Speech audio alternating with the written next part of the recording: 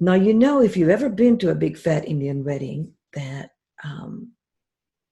it's a festival like nothing else. They last, they can last for a week. And one of the things that really stands out is that the bride and the groom are just decked out. They're decked out. They wear a lot of jewelry and beautiful shiny clothes. And I mean, I know in every culture that's done, but there's something, it's almost over the top kind of decoration. And what's interesting is that Hindus decorate their gods in the same way they decorate their bride and groom. So you already get a little hint of what's actually happening here.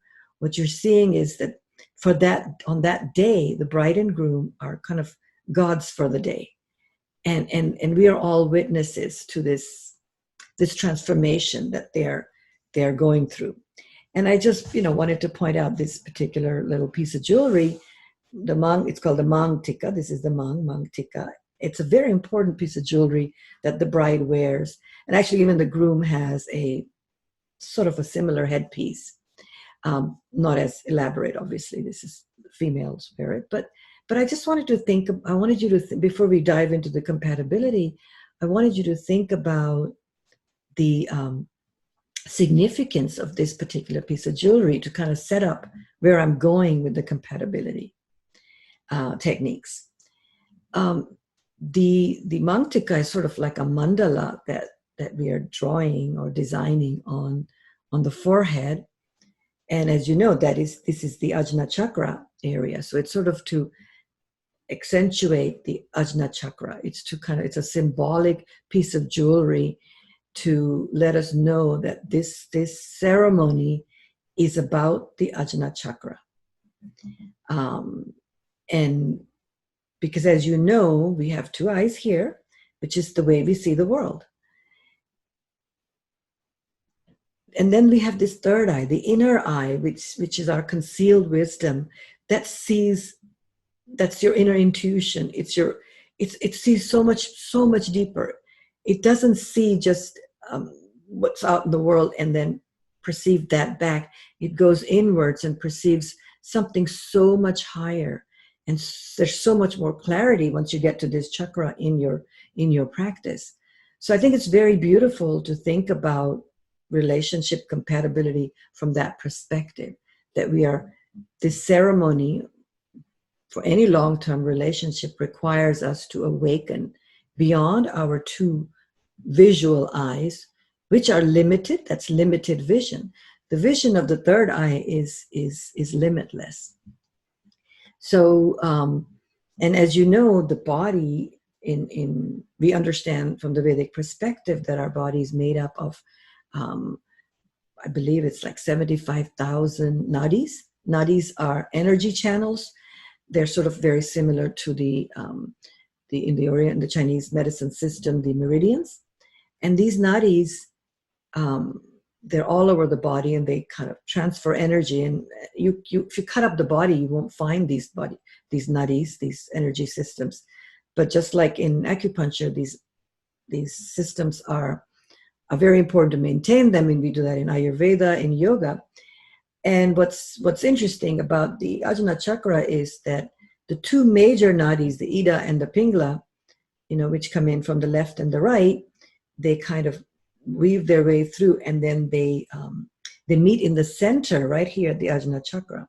So you have the left and the right, which is duality, dark and night, and day, sun and moon, man and woman,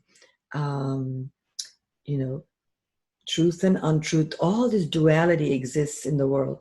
And in this point at the Ajna Chakra, we are taught that the duality sort of ceases.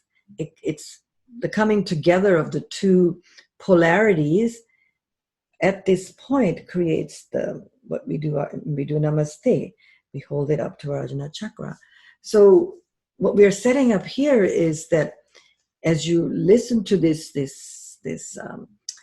workshop, this talk, that I want you to try to see it a little bit deeper, from a deeper perspective of your third eye.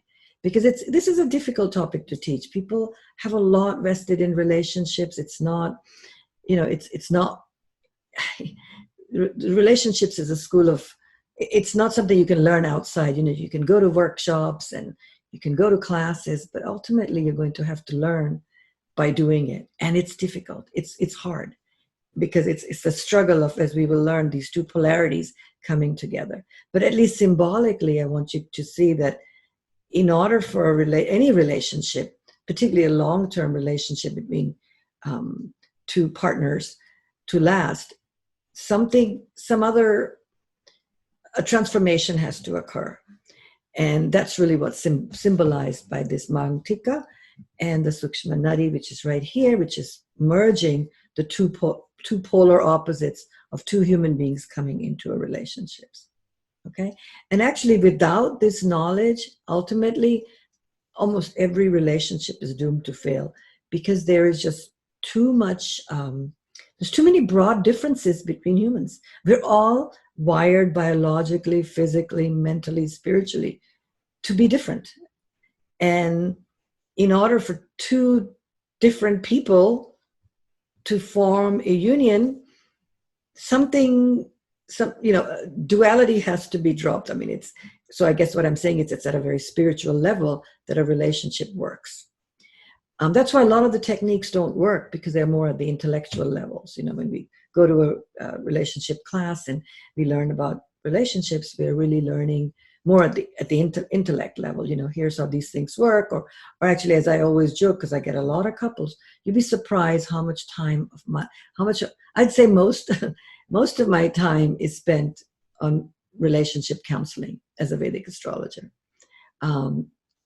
The vast majority of people come with relationship problems, questions. That seems to be the underlying cause of most people's suffering and difficulties.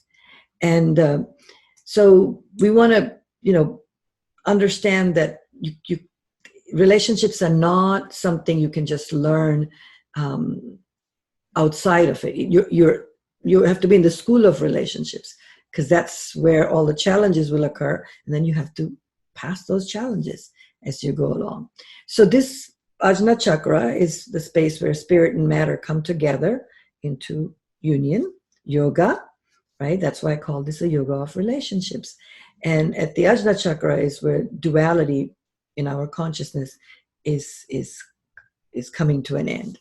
And of course, as you also know, the Ajna Chakra is the pineal gland, and it is the seat of wisdom. We know that today. I mean, years ago, they didn't understand that. It's a very, very important gland.